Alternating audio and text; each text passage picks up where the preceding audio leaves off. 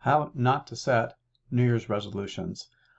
There are ways that you can set New Year's resolutions that will make them more likely for you to stick with them, and there are ways to make New Year's resolutions where you're more likely to slip. And a lot of it just has to do with how you actually set it. There, of course, might be other reasons why people slip, because sometimes they set really big resolutions, or sometimes there's something deeper keeping it in place. But in this video, I just really want to talk for a moment about how to set them so you're more likely to get it. And by the way, I prefer that people set resolutions in the form of goals instead of resolutions. But if you want something simple and easy to start with, that's a great way to start.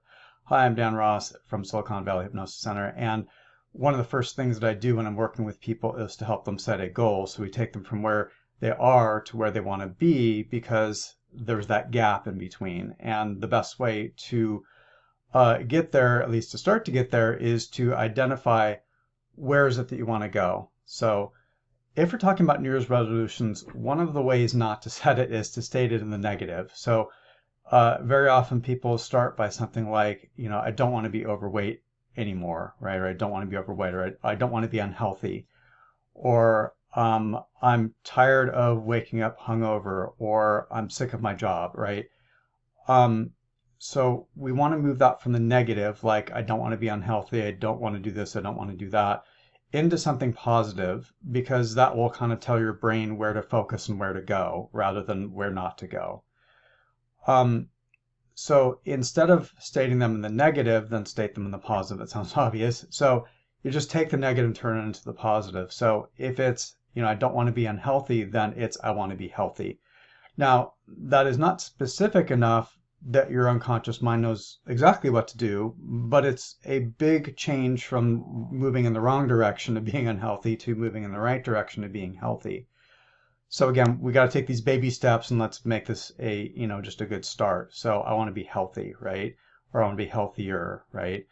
Now, if we move more into goals, then it's about that, what specifically will you be doing differently? But I want to be healthier at least gives you an idea of where you want to go, so you can make healthier choices, for example.